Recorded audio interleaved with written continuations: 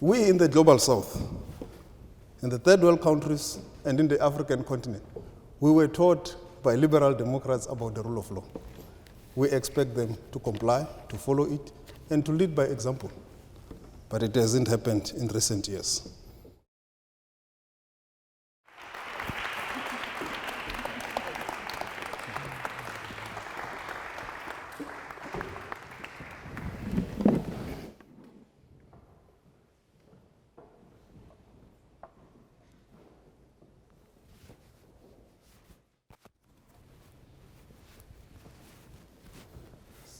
Do I start? Yes, please. Oh, okay. Thank you. I hope you can all hear me. Can you hear me? Oh, thank you. I'm used to the traditional mic, so. Thank you very much for this auspicious invitation to address the world-renowned and deservedly esteemed Oxford Society. I also appreciate your request to speak on highly relevant topics in global affairs, liberal democracies and the rise of the global south. And with your permission, I would like to slightly modify the topic to the Western liberal order and the rise of the south. Today marks 27th January, the International Holocaust Remembrance Day. This year marks 80th anniversary of the liberation of the concentration camps by the Red Army. The question of what type of democracies exist is perhaps a relevant question to interrogate in this forum. Perhaps we should rightfully invoke the words of President Mandela. I have learned as I was walking in the walls here that he has also had the honor and the privilege to address this union. During his inauguration speech as the first black president of the Republic of South Africa, he said, and I quote, "Never and never again shall people experience the oppression of one by another," close quote. If only this were true, from Gaza to Sudan to the Democratic Republic of Congo, this very injunction is under intense scrutiny, if not being violated with intense impunity. And I must pause to say that, and render my apology for arriving at this time. I'm pausing to do so because I'm speaking about the Democratic Republic of Congo. And the reason for my lateness is because I was in the SADC Troika, organ on peace and stability, that was virtually held. Now it has just finished in the last 15 minutes. As I arrived here on time to start, the meeting was still ongoing. So I don't know whether to say I'm late or I arrive on time. But you are international relations students. You understand the exigency. And I also only have an hour because in the next hour we must now be reporting to the heads of states on the recommendations of the foreign ministers' meetings of SADC on what is currently unfolding in the Eastern DRC, which is a huge international embarrassment because it also reflects disrespect for international law, agreements. There is a ceasefire on the eastern part of the DRC negotiated by President Lorenzo of the Republic of Angola. Respect for international rule of law is the cornerstone of the UN, of the respect of the UN Charter.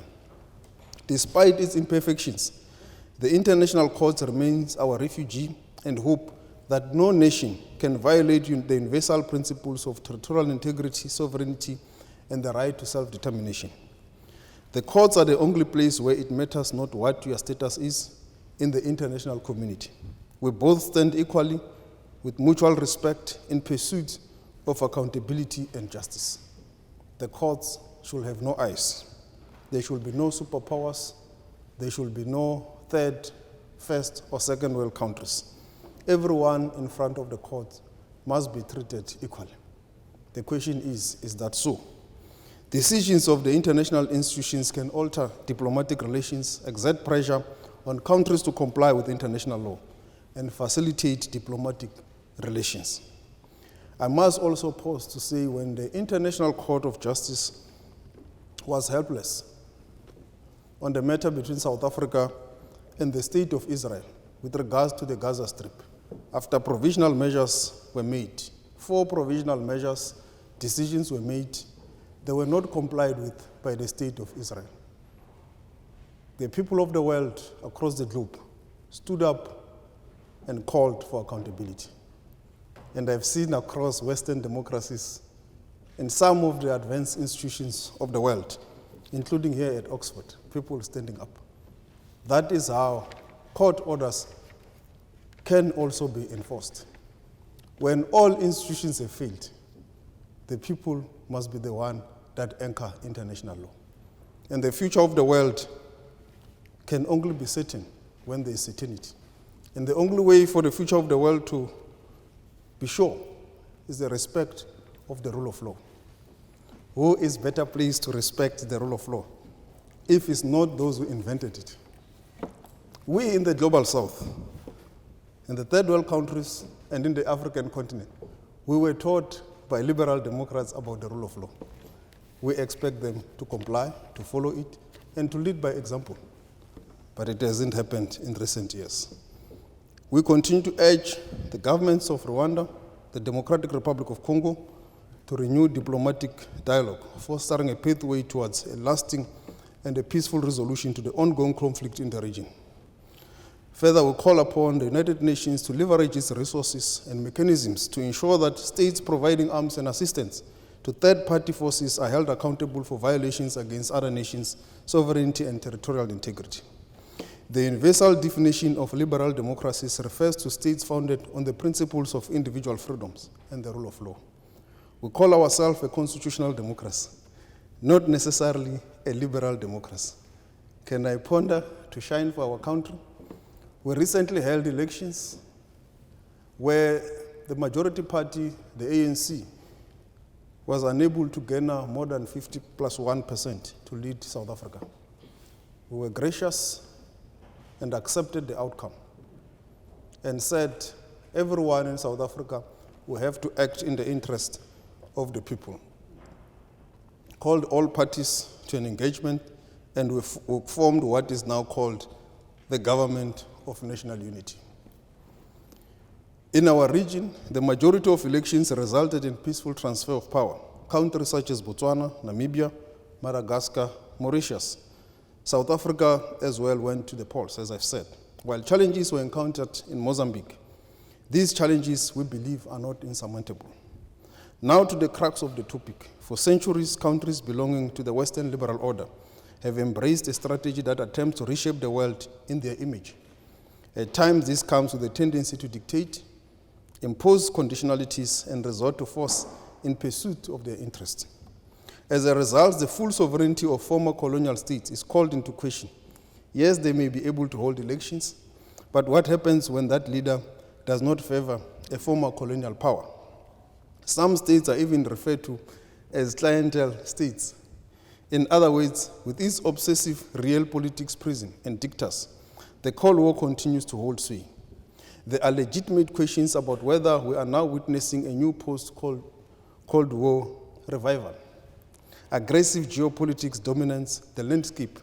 Some states may be democracies at home, yet they behave like dictatorships abroad, telling this nation to do this or not to do that. President of the Union, ladies and gentlemen, honored students, the rise in solidarity among countries of the global south is genuine. South-South cooperation is palpable, real, and happens to be one of the cardinal principles of our foreign policy in South Africa. Since the end of the Cold War, the phantom of world order no longer lies exclusively in the West. Today, we live in a pluralistic world. Former colonizers and imperial states need to relearn the art of dialogue and negotiations for the betterment of all humanity. Just as states that support the Western liberal order harbors their national interests, so too do nations of the South. Their primary priorities are to create the political, economic, and social spheres of necessary for combating poverty, underdevelopment, and the marginalization of their citizens. Many outsiders and critics overlook the importance of solidarity and friendship among the countries of the South. However, it is more than that. Some southern groupings have weakened, yet others remain strong.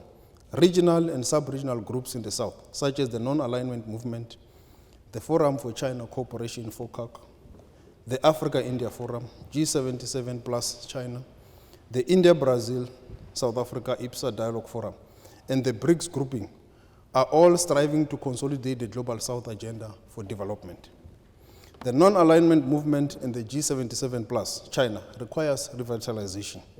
NAM is particularly crucial because one of our foreign policy's most important strategies and principles is non-alignment. The commitment to remain non-aligned in the face of great power rivalries and wars, consistently maintaining that we are not the pulling of others, and pursuing a balanced approach as we pursue negotiated solutions to conflicts and wars.